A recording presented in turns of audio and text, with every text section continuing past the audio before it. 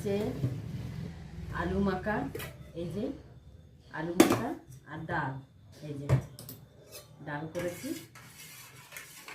এই যে ডাল, মুগ ডাল, আর জিরে ফোড়ন দিয়ে করেছি মুগ ডাল।